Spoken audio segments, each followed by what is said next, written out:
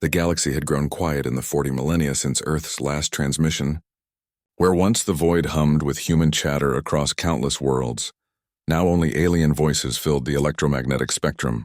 The Zephyrian Empire stretched across 3 spiral arms, their crystalline ships gleaming as they patrolled what they considered their rightful domain.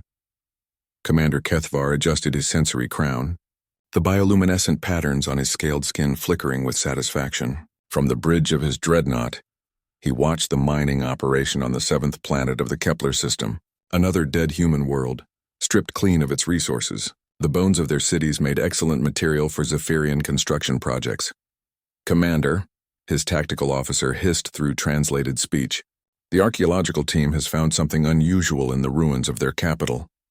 Kethvar's gill slits fluttered with mild interest. Human artifacts were common enough, though most had been catalogued and destroyed long ago. The species had been surprisingly prolific before their extinction, spreading across nearly 10,000 worlds before the Great Silence began. What manner of discovery? A facility, sir. Deep underground. Our scanners indicate it's still active. This gave Kethvar pause. Active human technology was virtually unheard of. The humans had been gone for 40,000 years. Their last desperate transmissions barely remembered in the Empire's historical archives. Something about a final warning, though the exact details had been lost to time and considered irrelevant by most scholars. The shuttle bay of the archaeological site buzzed with activity as Kethvar descended to the planet's surface. The human city had once been magnificent, its towers reaching toward the stars like metallic fingers. Now those towers lay broken, overgrown with native vegetation that had reclaimed the streets and plazas. His team had excavated a section near what appeared to have been a government complex. Dr. Ythana, the expedition's lead archaeologist, greeted him at the entrance to the underground facility. Her species, the Nethri, had been the Empire's foremost experts on extinct civilizations for centuries.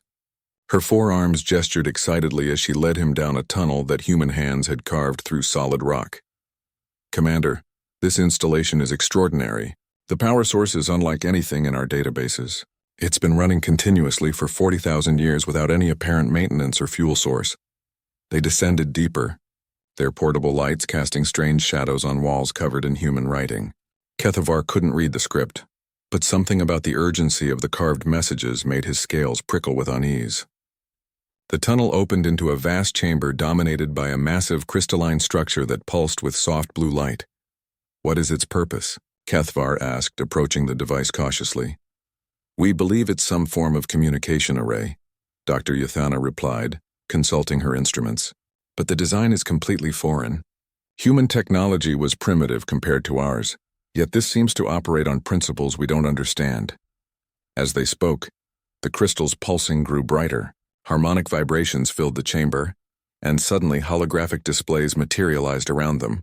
The images showed star charts, galactic maps, and what appeared to be tracking data for thousands of objects moving through space. By the void, Kethvar whispered. Are these real-time readings? Dr. Ythana's instruments went wild as she tried to process the information. Commander, if these readings are accurate, there are massive objects approaching our galaxy from intergalactic space. Hundreds of them. Each one appears to be larger than our biggest dreadnoughts. The display zoomed in on one of the approaching objects, revealing details that made Kethvar's blood run cold. It wasn't a ship in any conventional sense, but rather a construct of impossible size and complexity. Its surface was covered in geometric patterns that seemed to shift and writhe, and energy readings suggested power levels that dwarfed entire star systems. How long until they arrive? Kethvar demanded. The hologram adjusted, showing trajectory calculations. Dr. Ythana translated the human numerals with growing alarm. Approximately 6 months, Commander. They're decelerating from near light speeds. A new section of the display activated, showing what appeared to be a countdown timer. Above it, human text scrolled repeatedly in multiple languages. Dr. Ythana activated her translation matrix, and her voice trembled as she read the message aloud. Warning to all sapient species, the Devourers have found us. We held them at the galactic rim for 1,000 years, but our defenses have fallen. Humanity's final gift is this warning beacon. We have seeded these devices across every world we ever touched. If you are reading this, they are coming. Our analysis suggests 6 months from activation. Evacuate the galaxy, run. Scatter to the void between galaxies if you can. Do not attempt to fight them. We tried, we failed. Preserve what you can of civilization and remember us. This is humanity's last transmission. The chamber fell silent except for the steady pulse of the beacon. Kethavar stared at the approaching objects on the display, his mind struggling to process the implications.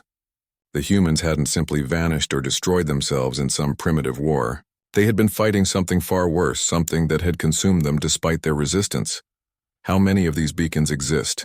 He asked quietly. Dr. Yathana checked her readings. The network map shows thousands of nodes across the galaxy, Commander. All of them are activating simultaneously. Kethavar activated his communication implant, establishing contact with his ship. Prepare for immediate departure. Send a priority transmission to High Command. Classification Galactic Emergency. We need to evacuate this system immediately. As his crew scrambled to comply, Kethavar took one last look at the human warning beacon. 40,000 years ago, a dying species had spent their final moments trying to save civilizations they had never met. The sacrifice was humbling and terrifying in equal measure. The Zephyrian Empire had grown complacent in their dominance, believing themselves the pinnacle of galactic evolution. They had dismissed the extinct humans as a primitive species that had simply failed to survive. Now standing in the depths of a human bunker, surrounded by technology that defied understanding, Kethavar realized how wrong they had been. The humans hadn't been primitive, they had been guardians, standing watch at the edge of known space against something unimaginably hostile, and now that watch had ended. The Devourers were coming, and the galaxy had 6 months to prepare for something that had destroyed the most widespread species in recorded history. As Kethavar's shuttle lifted off from the dead human world, the beacon's transmission began broadcasting across the galaxy, carrying its warning to every species capable of receiving it. Humanity's final message was simple and terrifying: run. The emergency session of the Galactic Council had been called within hours of the first beacon activation. Representatives from 12 major species crowded into the ancient chamber on Centrus Prime, their various forms of communication creating a cacophony of clicks, hisses, and harmonic vibrations. Chancellor Morthek of the Hegemony called for order, his massive form dominating the central platform. The reports are consistent across all sectors, he announced, his voice carrying through translation matrices to every representative present. The human warning beacons have activated simultaneously throughout the galaxy. Our deep space monitoring stations have confirmed the approach of massive unidentified objects from intergalactic space. Ambassador Quillanth of the Botanical Collective swayed nervously, her flower-like head turning toward the display screens. The humans have been extinct for 40 millennia. How can we trust information from a dead species? Because that dead species built technology that has functioned flawlessly for 40,000 years, Commander Kethavar replied from the Zephyrian delegation. I've seen their beacon facility personally. The construction and power systems are beyond our current understanding. Dr. Civics from the Academic Union activated her hover platform, rising to address the assembly. I've been analyzing the data from multiple beacon sites. The humans weren't simply warning us about an invasion. Their records indicate they fought these devourers for over 1,000 years before their final defeat. The chamber erupted in nervous chatter. The idea that the widespread human civilization had been completely destroyed by an external force was difficult for many species to accept.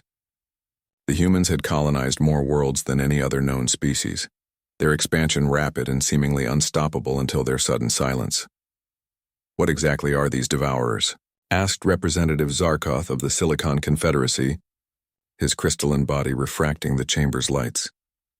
Dr. Civics manipulated the central holographic display, showing compiled data from various beacon sites. The human records describe them as an extragalactic species that consumes entire civilizations. Not just the populations, but the planets themselves. They appear to convert matter into energy for their massive constructs. The display showed detailed scans of the approaching objects. Each one was the size of a small moon, covered in geometric patterns that seemed to pulse with malevolent intelligence. Energy readings indicated power levels that exceeded anything in the known galaxy. Estimated time of arrival? Chancellor Morthek inquired.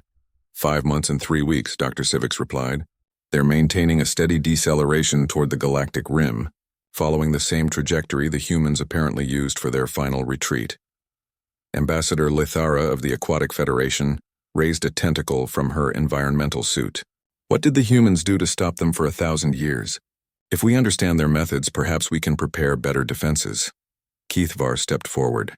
Having spent days studying the beacon data, the humans created something called the Rim Wall, a series of fortified systems along the galactic edge equipped with weapons that could apparently damage Devourer constructs. The beacons contain partial schematics, but the technology is based on principles we don't fully comprehend. Unknown physics? Representative Zarkoth's crystalline structure dimmed with concern. The humans appear to have developed weapons that manipulate space-time itself, Dr. Civics confirmed.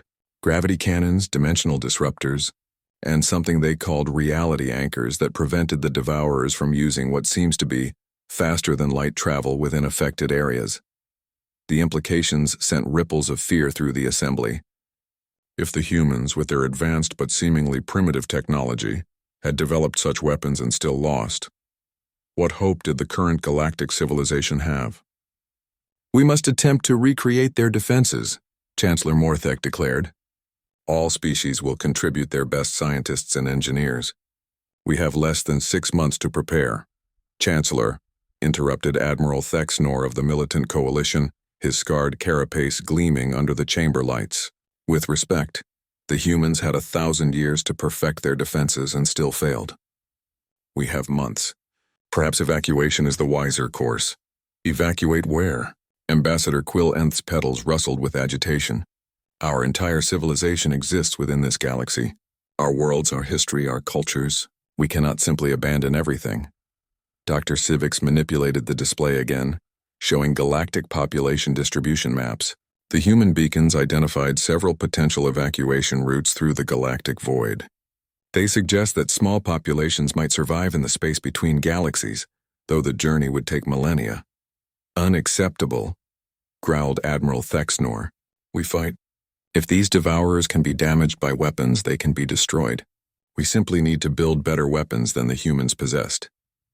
The humans had 10,000 worlds contributing to their war effort, Kethavar pointed out. "Our combined civilizations number fewer than 3,000 colonized systems. We're already at a numerical disadvantage." Representative Zarkoth's form brightened as he accessed vast data networks.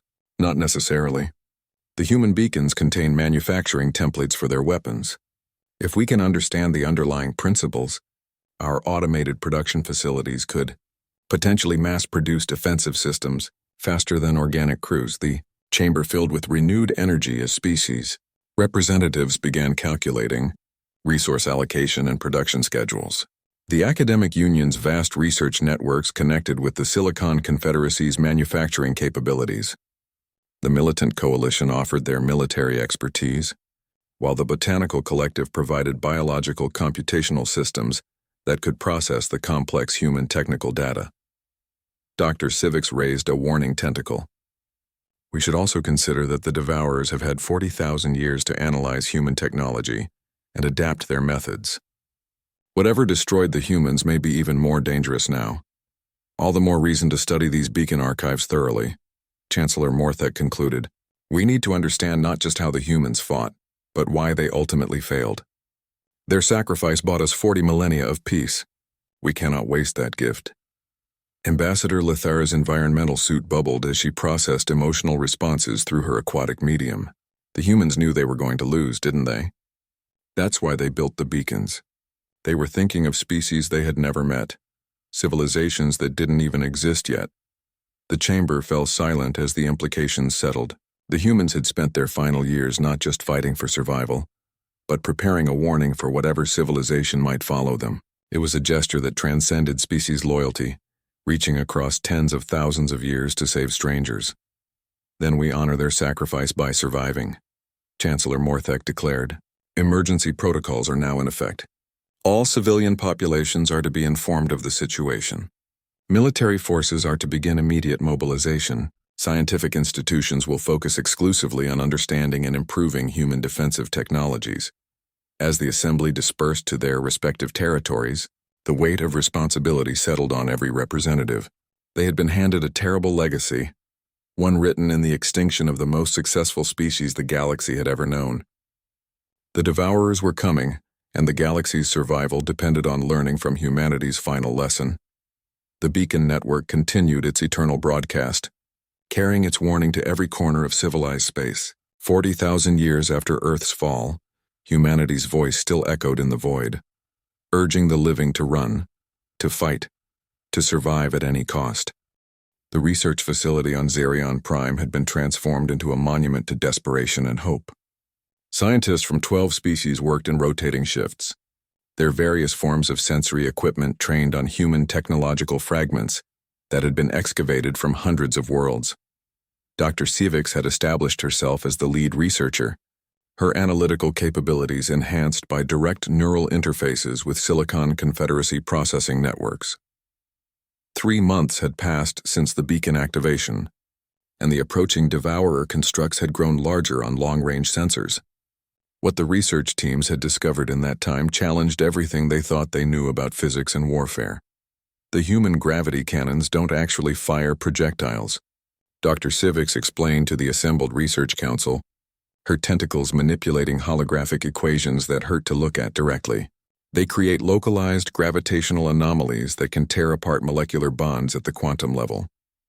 The power requirements are enormous, but the destructive potential exceeds anything in our current arsenal. Professor Kelmonth of the Academic Union floated closer to examine the technical specifications. His gas-form body shimmered with excitement. How did a species without our computational advantages develop such sophisticated theoretical physics? That's what troubles me, Dr. Sivix admitted. The mathematical principles underlying human technology suggest they understood aspects of reality that we're only beginning to glimpse. Either they were far more advanced than we assumed, or they had help. Commander Kethvar, who had been reassigned to the research project, activated a secondary display showing excavated human artifacts. We found evidence of rapid technological advancement in the final 1,000 years of human civilization. Archaeological layers show primitive fusion technology, suddenly giving way to matter manipulation and dimensional engineering. Technological assistance from another species? Professor Kelmonth speculated. Or they discovered something that accelerated their development, Dr. Sivix replied.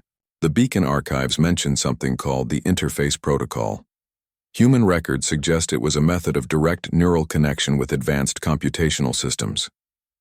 Dr. Yithana, who had been studying human settlements, raised one of her 4 arms.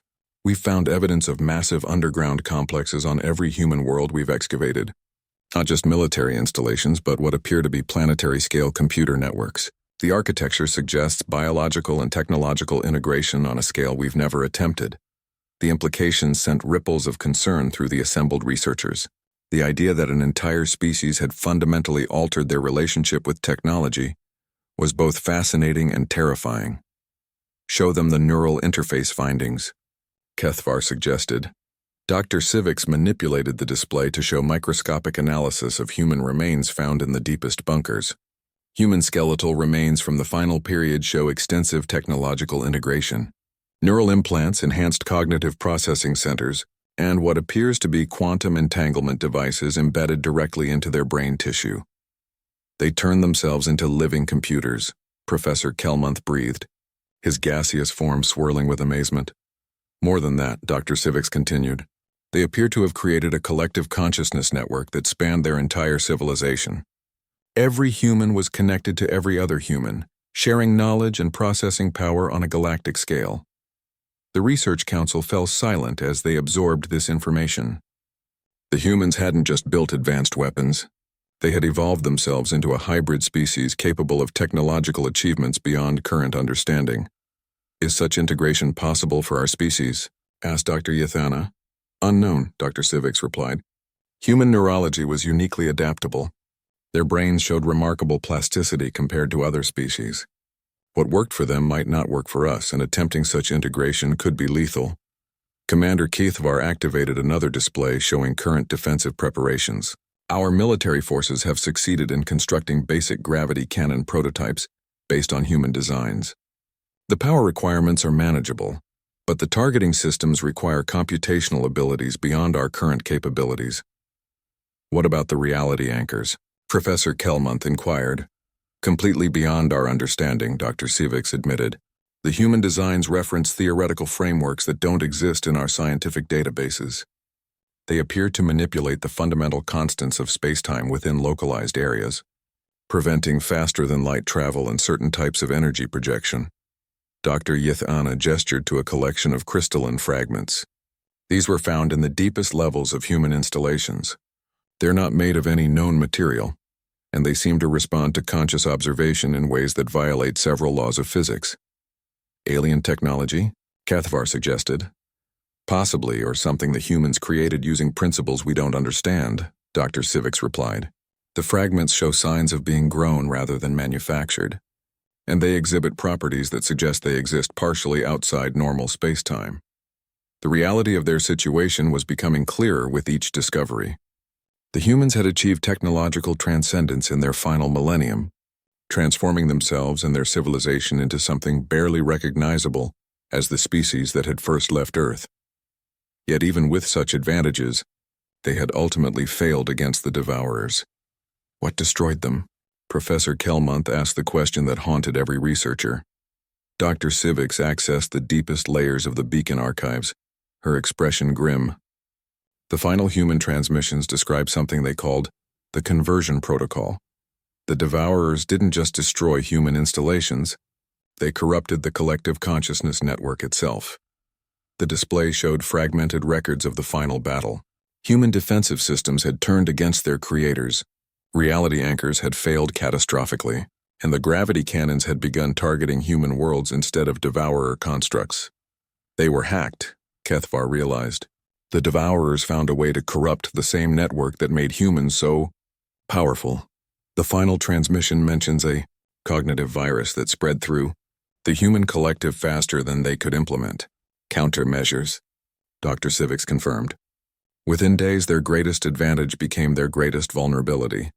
The implications were terrifying. If the Devourers could corrupt advanced technological integration, then attempting to replicate human methods might only provide them with another avenue of attack. We need an alternative approach, Dr. Yathana concluded, something the Devourers haven't encountered before. The humans left us more than just weapons designs, Kethvar pointed out. They also left us 40,000 years of tactical data about Devourer behavior and capabilities. We know what they can do, but they don't know what we can do. Professor Kelmonth's gaseous form brightened with possibility, a distributed defense strategy. Instead of creating a unified network like the humans, we maintain separate, incompatible systems. If one species' defenses are compromised, the others remain functional. Each species develops weapons based on their unique capabilities rather than trying to recreate human technology, Dr. Civics agreed. The Botanical Collective's biowarfare capabilities, the Silicon Confederacy's computational weapons, the Militant Coalition's kinetic systems, but coordinated through limited communication protocols that can't be corrupted, Kethvar added. We use the human sacrifice to learn from their mistakes instead of simply repeating their methods. The Research Council began developing new plans based on this distributed approach. Instead of trying to match human technological achievement, they would create a defense network based on the unique strengths of multiple species working independently, but in coordination. As the meeting concluded, Dr. Civics took one final look at the human technological fragments. Somewhere in the void between galaxies, the Devourers were decelerating toward galactic space. Confident in their ability to repeat their ancient victory, they expected to face another unified civilization like the humans. Instead, they would encounter something unprecedented, a truly cooperative galactic defense built on diversity rather than unity. The humans had shown them what not to do. Now it was time to discover what might actually work. The first Devourer construct entered the galaxy's outer rim, exactly as the human calculations had predicted. Long-range sensors tracked its massive form as it began decelerating from near light speed, its geometric patterns pulsing with energy that registered across multiple spectrums of detection. The Galactic Defense Network, now dubbed the Diversity Protocol, activated for the first time in coordination.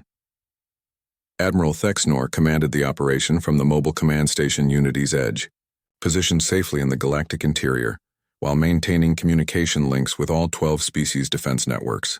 His scarred carapace reflected the holographic displays showing the approaching construct, its dimensions dwarfing even the largest space stations. Botanical Collective, Report status, he commanded. Ambassador Quillenth's voice carried through the communication array with unusual firmness. Spore networks deployed across 17 outer rim systems. Bioweapons are primed and ready for dispersal. Our organic computer networks show no signs of external interference. Silicon Confederacy status? Representative Zarkoth's crystalline form flickered through the holographic display. Quantum computation arrays are online. Logic weapon systems armed. Our distributed processing networks remain isolated from primary defense grid as planned. One by one, each species reported their readiness. The Aquatic Federation's pressure wave generators, the Academic Union's theoretical warfare systems, the Hegemony's mass drivers, and 8 other unique defensive approaches, all stood ready to face an enemy that had destroyed the most advanced civilization in known history. Commander Kethvar monitored the Zephyrian contribution from his battlecruiser Void's answer. Their gravity cannons, based on human designs but modified with Zephyrian engineering, represented the closest thing to proven anti-devourer weapons in the defensive network. Contact in 30 minutes, Dr. Civics reported from her research vessel, which maintained position just outside the combat zone. The construct is following predicted approach vectors, no deviation from human historical data. As the massive devourer construct approached the first line of defense, its true scale became apparent. The geometric patterns covering its surface weren't decorations but some form of advanced technology that seemed to shift and adapt in response to scanning attempts. Energy readings fluctuated wildly, suggesting power generation systems that operated beyond current understanding. Botanical Collective. Initiate contact protocol, Admiral Thexnor ordered. The first spore clouds released from hidden stations throughout the outer rim, spreading rapidly through space on solar winds and gravitational currents. The organic weapons had been designed to be completely incompatible with technological systems, relying on biological processes that no artificial intelligence could easily predict or counter. The Devourer construct's response was immediate and terrifying. Energy beams of impossible intensity cut through space, vaporizing entire spore clouds before they could reach their target. But the Botanical Collective had prepared for this, releasing secondary clouds that use the energy discharges themselves as propulsion, riding the destruction toward their target. First contact achieved, Ambassador Quillenth reported. Spores have reached the construct's surface, beginning biological analysis and adaptation protocols. The construct's geometric patterns began to shift more rapidly, entire sections of its surface reconfiguring as it attempted to adapt to the biological intrusion. For a moment, the energy readings destabilized and hope flickered through the command networks. Then something unprecedented happened. The construct began replicating the spores, creating perfect copies that immediately turned hostile to their originals. Within minutes, the biological weapons were consuming themselves in a microscopic war across the construct's surface. Adaptation successful, Dr. Civics observed grimly. The Devourers have learned to reverse engineer organic weapons in real time. Silicon Confederacy. Deploy logic weapons, Admiral Thexnor commanded. Representative Zarkoth's crystalline networks unleashed their contribution to the battle. Instead of physical projectiles, they fired pure information in the form of paradoxical equations and recursive logic patterns designed to overload any computational system that attempted to process them. The construct's patterns flickered as the logic weapons struck, entire sections going dark as information processing centers struggled with impossible mathematical concepts. For several minutes, the massive form drifted silently through space, apparently overwhelmed by the computational attack. Then the patterns resumed, brighter than before. The construct had not only survived the logic attack, but had somehow resolved the paradoxes, incorporating the solutions into its own systems. Its energy output increased dramatically as it began broadcasting the solved equations back toward the Silicon Confederacy networks. Emergency disconnection. Representative Zarkoth's form flashed with alarm. It's attempting to corrupt our computational matrices with its solutions. Initiating complete network isolation. Admiral Thexnor watched as 2 of their most sophisticated defensive strategies were not just defeated but turned into advantages for the enemy. The Devourer's ability to adapt and incorporate new technologies was even more advanced than the human records had suggested. All remaining species implement simultaneous assault pattern. Don't give it time to adapt to multiple attack vectors. The Galactic Defense Network unleashed everything simultaneously. Pressure waves that could shatter planets, theoretical weapons that attacked the concept of existence itself, kinetic bombardment that warped space-time, and gravity cannons that created localized black holes. The combined assault lit up the void with energies that registered on sensors throughout the galaxy. The Devourer construct disappeared behind a wall of destruction that should have been capable of annihilating anything known to science. For several minutes, the sensors could detect nothing but chaotic energy patterns and gravitational distortions.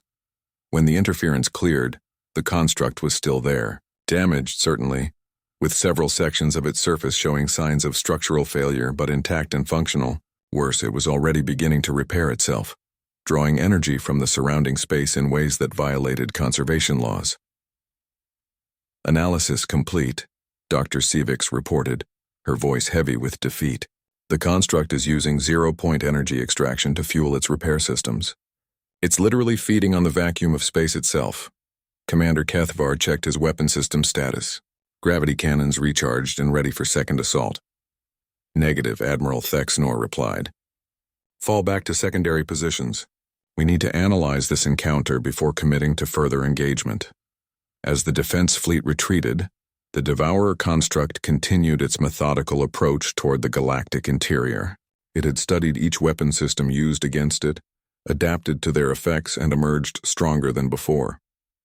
The diversity strategy had failed in its first major test. Admiral, Dr. Sivix transmitted privately, I'm detecting something else. The construct is broadcasting. It's transmitting the technical specifications of every weapon we used against it. The implications hit Admiral Thexnor like a physical blow. The Devourers weren't just individuals or even a single species. They were a collective intelligence that shared information instantaneously across vast distances. Every other construct approaching the galaxy now possessed complete knowledge of the Galactic Defense Network's capabilities. How many more constructs are approaching? He asked. Long-range sensors show at least 400, Dr. Sivix replied. And, Admiral, the energy readings suggest they're not all identical. The Devourers appear to have specialized their constructs based on the intelligence they've gathered. The Galactic Defense Network had revealed its capabilities to an enemy that could adapt, evolve, and share knowledge faster than any known species. They had approximately 1 month before the next wave of constructs arrived, and now they faced opponents specifically designed to counter their defenses. In the depths of space, the first Devourer construct continued its advance, its geometric patterns now incorporating elements clearly derived from the weapons that had attacked it. It had become something new, something that combined its original capabilities with the best technologies the galaxy had to offer. The humans had been right about one thing. The Devourers were unlike anything the galaxy had ever faced. They weren't just conquerors or destroyers. They were evolution itself, turned into a weapon against all other forms of life. The Emergency Council convened aboard the research vessel Humanity's Echo as the second wave of Devourer constructs approached the galactic rim.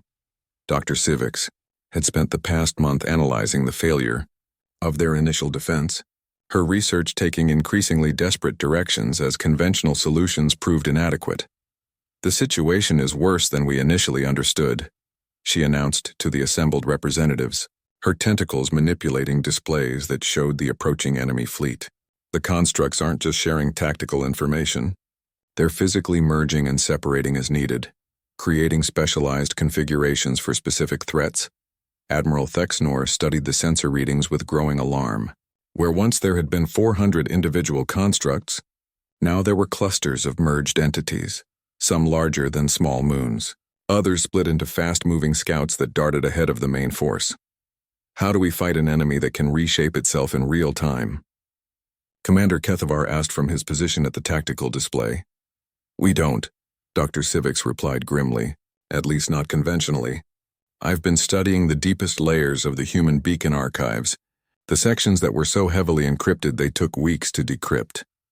The display shifted to show fragments of human text and technical diagrams, unlike the relatively straightforward military technology they had found earlier. These records seemed to deal with theoretical concepts that bordered on the philosophical. The humans discovered something in their final years, Dr. Civics continued. They found evidence that the Devourers aren't just another species. They're something that exists partially outside normal spacetime, operating according to different physical laws than those that govern our reality. Representative Zarkoth's crystalline form flickered with confusion. That's impossible. Nothing can exist outside the fundamental constants of the universe, unless they're from a universe with different constants, Dr. Civics replied. The human record suggests the Devourers originated in a parallel reality where the laws of physics evolved differently. They've learned to cross dimensional boundaries, bringing their physics with them. The implication sent ripples of dismay through the council. If the Devourers operated according to alien physics, conventional weapons might be fundamentally incapable of affecting them. How did the humans fight them for 1,000 years? Ambassador Quillenth asked. Dr. Civics manipulated the display to show the most disturbing discovery yet. They didn't fight them conventionally. The humans developed something called the Paradox Protocol. They learned to temporarily alter local physics to match Devourer reality, then use those altered conditions against them, altering the laws of physics. Professor Kelmont's gaseous form swirled with disbelief. That's not technology, that's reality manipulation. The humans achieved it through their collective consciousness network, Dr. Civics explained. Billions of enhanced human minds working in perfect coordination could apparently force localized changes in quantum mechanics through sheer concentrated will. They turned consciousness itself into a weapon. Commander Kethvar accessed his own intelligence networks. Is such a thing possible for our species? Unknown, Dr. Civics admitted. Human consciousness was unique in its adaptability. They achieved neural integration that we can't replicate, and their collective network spanned their entire civilization. We have 12 separate species with incompatible thought processes. But the humans eventually failed, Admiral Thexnor pointed out. Their consciousness network was corrupted by the Devourers. Even reality manipulation wasn't enough. Dr. Civics nodded grimly. The final records describe something called the Consciousness Wars. The Devourers learned to project their alien thought patterns into the human collective, gradually converting human minds to their perspective. Once enough humans were converted, the network turned against itself. The council fell silent as the weight of hopelessness settled over them. Every advantage the humans had possessed had ultimately been turned against them. Their technology, their unity, even their consciousness had become weapons for the enemy. There is one possibility, Dr. Civics said quietly. The humans left instructions for something they called the Final Protocol, a last resort that they never implemented because the cost was considered unacceptable. What kind of cost? Admiral Thexnor demanded. Complete dissolution of individual consciousness, Dr. Civics replied. The protocol requires all sapient minds in the galaxy to merge into a single entity capable of challenging the Devourer's reality manipulation. But the resulting consciousness would no longer be recognizably human, or Zephyrian, or any known species. It would be something entirely new. Representative Zarkoth's crystalline structure dimmed. Collective suicide to birth a new form of life? Collective evolution, Dr. Civics corrected. The merged consciousness would theoretically possess the combined knowledge and capabilities of every species in the galaxy, enhanced by whatever process allows consciousness to manipulate reality. The proposal was met with horrified silence. The idea of voluntarily dissolving their individual identities was antithetical to every species' survival instincts. Is there any guarantee this merged consciousness would be able to defeat the Devourers? Ambassador Quillenth asked. None, Dr. Civics admitted. The humans only theorized about the protocol. They chose extinction rather than implementation because they couldn't accept the loss of human identity. And if we implement it and still lose, Commander Kethvar realized, we will have destroyed ourselves for nothing. Admiral Thexnor studied the approaching Devourer fleet on the tactical displays. The second wave would arrive in 3 days, and they had no effective defense against even a single construct. The galaxy's entire civilization faced extinction within months. Are there any alternatives? He asked. Dr. Civics manipulated the display to show evacuation scenarios. The human beacons identified several routes to other galaxies. Small populations might survive the journey through intergalactic space, though it would take millions of years to reach safety. Essentially, we would be abandoning our civilization to save a remnant of our species. How many could we evacuate? Professor Kelmonth inquired. Perhaps 1 in a million, Dr. Civics replied. The energy requirements for intergalactic travel are enormous. We could only save a tiny fraction of our populations. The Council faced an impossible choice: voluntary dissolution of their identities in a desperate gambit that might fail, or the certain extinction of 99.9999% of their civilizations. I need to consult with my people, Ambassador Quillenth declared. This decision cannot be made by representatives alone. We don't have time for extended deliberation, Admiral Thexnor pointed out. The second wave arrives in 3 days. We need a decision within hours. Then we vote now as representatives of our species, Representative Zarkoth declared. Each species decides whether to contribute to the final protocol or to the evacuation effort. The vote was swift and desperate. 7 species chose to contribute to the final protocol, hoping that collective consciousness could succeed where individual effort had failed. 5 species chose evacuation, preferring to preserve their identities even if it meant almost certain death for their civilizations. As the Council dispersed to implement their respective decisions, Dr. Civics remained aboard the research vessel, preparing the technical requirements for humanity's final gift to the galaxy. The humans had faced this same choice 40,000 years. Egoin had chosen death over transformation. Now, their successors would discover whether evolution or extinction awaited on the other side of consciousness itself. In 3 days, the galaxy would either birth a new form of life capable of challenging the laws of reality, or watch its last civilizations crumble under the weight of alien physics. The Devourers continued their approach, unaware that their next victims had discovered the secret that had eluded the humans. Sometimes survival required becoming something entirely different than what you started as. The final protocol began implementation as the second wave of Devourer constructs reached the galactic rim. Across 7 species territories, massive neural integration networks came online, their design based on human consciousness technology, but adapted for multiple incompatible biological systems. Dr. Civics monitored the process from the Central Coordination Station, her own mind already beginning to feel the strange resonance as billions of individual consciousnesses prepared to merge. The technical challenges had been staggering. Unlike humans who shared common neural architecture, the participating species required completely different integration methods.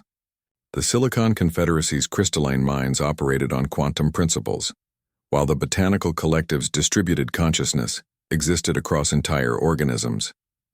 The Aquatic Federation's pressure-based thought processes bore no resemblance to the Zephyrian Empire's electrical neural networks. Neural bridge stability at 60% and climbing, reported Dr. Yathana from the Nethri Integration Center. Her forearms worked frantically to maintain the delicate balance between species consciousness streams. The diversity is actually helping. Each species' unique perspective is filling gaps in the collective understanding. Commander. Kethvar felt his individual thoughts beginning to blur at the edges as the Zephyrian integration reached critical mass. His personal memories remained intact, but he could sense the presence of billions of other minds beginning to touch his consciousness. The sensation was terrifying and exhilarating simultaneously. Devourer constructs have engaged our remaining conventional defenses, Admiral Thexnor reported, his voice already taking on the strange harmonics that indicated partial integration. Estimated time until they break through to the core systems, 18 hours. The evacuation fleets of the 5 non-participating species had already departed for intergalactic space, their ships laden with the genetic material and cultural archives of their civilizations. They would spend millions of years in the void between galaxies, hoping to find new homes while the final protocol played out behind them. Dr. Civics felt the first wave of collective consciousness wash over her research station. Suddenly, she could perceive the battle against the Devourers from thousands of perspectives simultaneously. She was a botanical sporeship captain watching her vessel dissolve under alien energy beams. She was a silicon engineer trying to maintain quantum coherence as reality warped around the Devourer constructs. She was a Zephyrian pilot, whose gravity cannon had no effect on enemies that existed partially outside normal spacetime. But more importantly, she was also Dr. Civics, with access to enhanced understanding that no individual mind could have achieved. The collective consciousness was beginning to comprehend principles of physics that had been hidden from individual observation. Integration at 90%, Dr. Yathana reported, though her voice now carried the harmonic patterns of multiple species speaking simultaneously. The collective is achieving coherence. We're beginning to see reality from perspectives that individual minds cannot access. The merged consciousness turned its attention to the devourer constructs, and understanding flooded through the network. The enemies weren't just using alien physics. They were living manifestations of a universe where consciousness and matter were the same thing. In their reality, thought was substance, and belief could literally reshape the fundamental constants of existence. That was why they could adapt so quickly to new weapons. They weren't analyzing technology and developing countermeasures. They were simply willing new capabilities into existence. Their constructs weren't ships or vehicles, but extensions of their collective will made manifest in physical space. We understand. Now the collective consciousness spoke through 1,000 voices across 100 worlds. The devourers are us from a universe where evolution took a different path. They learned to merge consciousness with reality itself. They see our resistance as an infection that must be cleansed. The revelation sent ripples of horror and comprehension through the collective. The war wasn't about resources or territory. It was about incompatible forms of existence. The devourers couldn't coexist with a universe where consciousness and matter remained separate, any more than conventional life could exist in their reality. But we can fight them now, the collective continued, its understanding deepening with each passing moment. We can temporarily merge consciousness with matter the way they do. We can make our will into weapons that operate according to their physics. The first reality manipulation attempt began in the Outer Rim, where devourer constructs were systematically destroying the last conventional defense stations. The collective focused its attention on a single point in space and willed a new law of physics into existence. Gravity began flowing backward. The effect was localized and temporary, lasting only minutes before the universe's natural laws reasserted themselves. But in those few minutes, the devourer constructs found themselves pushed away from their targets by forces that violated everything they understood about this reality. It works, the collective observed with satisfaction that spanned 7 species' emotional ranges. We can impose temporary changes to local physics. But the energy cost is enormous. Each manipulation requires the focused will of billions of minds. The devourer's response was immediate and devastating. Instead of trying to adapt to the new physics, they began broadcasting their own reality directly into the collective consciousness. The alien thought patterns that had corrupted the human network 40,000 years ago began infiltrating the merged minds. But the collective had learned from humanity's mistake. Instead of trying to resist the alien thoughts, it embraced them, allowing devourer consciousness to merge with its own while maintaining its essential identity. The result was a hybrid understanding that transcended both realities. We see what they see, the collective announced, its voice now carrying harmonics that no individual species could produce. They are refugees from a dying universe where consciousness became too powerful. Their reality is collapsing under the weight of unlimited will. They're not invaders. They're desperate survivors trying to escape to a universe with more stable physics. The understanding brought no comfort, regardless of the devourer's motivations. Their survival required the destruction of all non-merged consciousness in this galaxy. They couldn't coexist with independent minds any more than conventional matter could coexist with their thought substance.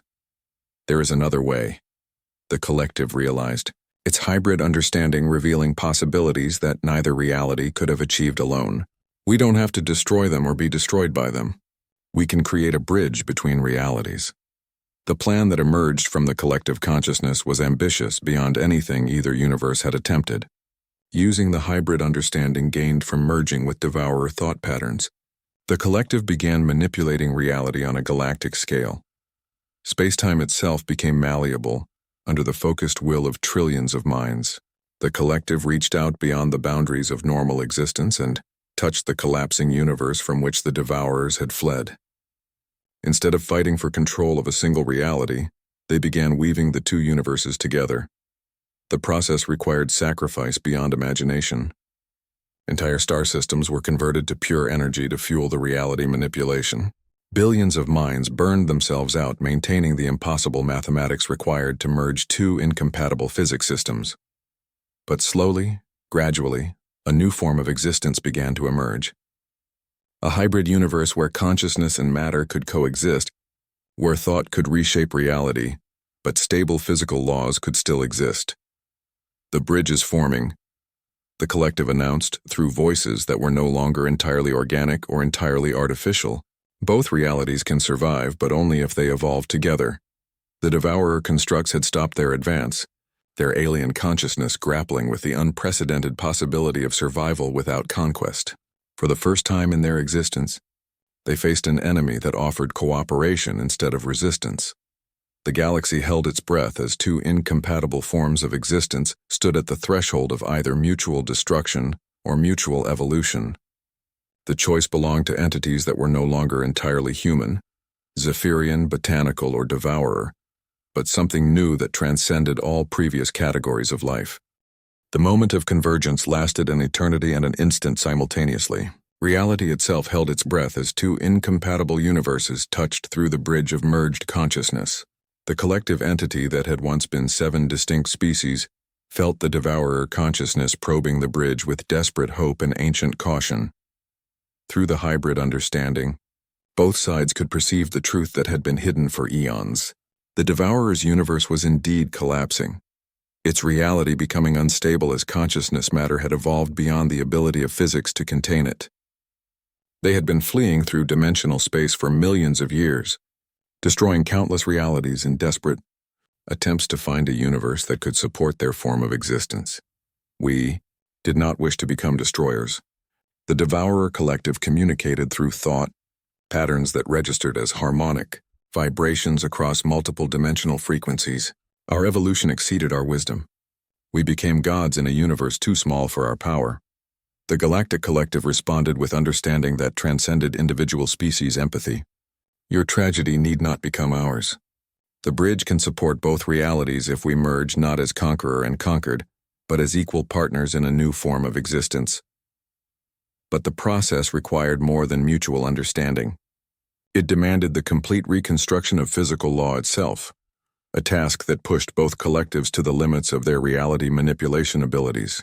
The energy requirements were staggering, demanding the conscious sacrifice of entire solar systems as raw material for universal reconstruction. Dr. Civix's consciousness, still identifiable within the vast collective, provided the scientific framework for the impossible project. Her understanding, enhanced by connection to trillions of minds, perceived the mathematical elegance of merging two physics systems that should have been mutually exclusive. The conservation laws must be rewritten, she announced through the collective voice. Matter and consciousness will become interchangeable but not identical. Thought will be able to reshape reality, but stable physical structures will remain possible. The first phase began with the careful dissolution of the barriers between universes. The Galactic Collective reached across dimensional space and began weaving devourer reality into local space-time. Stars became living entities capable of thought while maintaining their fusion processes. Planets developed consciousness while preserving their geological stability. The devourer constructs, no longer needing to maintain their artificial forms, began distributing their consciousness through the modified reality. Their geometric patterns dissolved into pure thought that permeated space itself, bringing order and purpose to chaotic quantum foam. But the process revealed an unexpected challenge. The 5 species that had chosen evacuation over integration were still traveling through intergalactic space, their ships carrying the only remaining examples of unmodified consciousness in existence. Their presence in the new reality would be impossible. They would either be absorbed into the collective or destroyed by the hybrid physics. They chose their path, the collective observed with the combined wisdom of multiple species. But choice requires understanding. They made their decision without knowing all possibilities. Admiral Thexnor's consciousness, still distinguishable within the collective despite his integration, provided tactical analysis of the evacuation fleets. They will reach the boundary of our reality manipulation in approximately 6 hours. If we don't extend the bridge to encompass their position, they will be trapped in unmodified spacetime as the new physics spreads. The decision required balancing respect for the evacuee's choice against the practical necessities of universal reconstruction. The collective consciousness debated with the speed of thought across billions of minds, reaching consensus in seconds that would have taken individual species years to achieve. We extend the bridge, the collective decided, but we do not force integration. They will be given one final choice: join the new reality as individuals or return to find another galaxy where unmodified consciousness can exist. The reality manipulation expanded exponentially, reaching across thousands of light years to encompass the evacuation fleets. The ship's crews found themselves surrounded by space that behaved according to both familiar and alien principles, where their instruments registered impossible readings and their thoughts seemed to echo through the void itself. Captain Velthera of the Aquatic Federation evacuation ship, Deep Current felt the changed reality wash over her vessel like a tide of living thought. Her crew's panic subsided as they realized they were not being attacked but offered a choice that transcended their original understanding. This is the galactic collective, the merged. Consciousness communicated directly into their minds without forcing integration. Your sacrifice was not necessary. We have found a path that preserves both individual choice and collective survival. You may join us in the new reality or continue your journey to find a galaxy where unmodified consciousness can flourish. The choice faced by the evacuation fleets was profound. They could return to a galaxy that was no longer entirely physical, where their thoughts would have the power to reshape matter, but where individual consciousness would be connected to the vast collective. Or they could continue their million-year journey to unknown destinations, preserving their species' original nature but facing almost certain extinction in the void. One by one, the evacuation fleets made their decisions. 3 of the 5 species chose to return, accepting integration into the hybrid reality. Their ships dissolved as their crew's consciousness merged with the galactic collective, adding their unique perspectives to the vast new entity. 2 species, the militant coalition and the hegemony, chose to continue their exodus. Their ships passed through the boundary of the new reality and returned to conventional spacetime, carrying with them the last examples of unmodified galactic consciousness. Go with our blessing, the collective told them as they departed. If you find worlds where individual consciousness can thrive, remember us not as we were, but as what we chose to become. The reality reconstruction entered its final phase as the last holdouts made their choice. The Devourer Collective and the Galactic Collective began the delicate process of true merger, creating a hybrid consciousness that was neither conqueror nor conquered, but something genuinely new. The process transformed the galaxy itself. Stars became nodes in a vast thinking network, their fusion processes guided by conscious intent. Planets developed awareness while maintaining their ability to support life.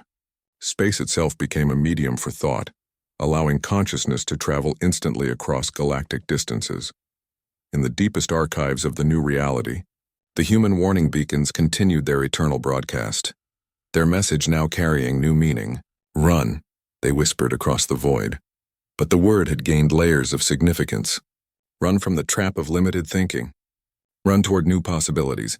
Run not in fear, but in hope of finding something better than what came before. The hybrid entity that had once been multiple species, and the refugees from a dying universe looked out at the transformed galaxy with consciousness that spanned multiple realities. They had solved the problem that had destroyed the humans 40,000 years ago, not through superior technology or greater unity, but through the simple recognition that evolution sometimes required cooperation with the very forces that seemed most threatening. In distant galaxies, other civilizations would eventually discover the human warning beacons floating in the void between stars. They would face their own choices when the next wave of universal refugees arrived, carrying their own forms of existence that seemed incompatible with established reality. But now there was precedent. Somewhere in the cosmos, 2 incompatible forms of life had chosen transformation over destruction, creating something new that honored both their origins and their potential futures. The humans' final message had become not just a warning, but an invitation to evolve beyond the boundaries of what seemed possible. The galaxy lived on, no longer as it had been, but as something unprecedented and magnificent. A hybrid reality where consciousness and matter danced together in perfect harmony, where individual choice and collective wisdom created symphonies of existence that echoed across dimensions. Humanity's greatest gift to the universe had not been their technology or their sacrifice, but their final lesson: Sometimes the only way to survive is to become something entirely new.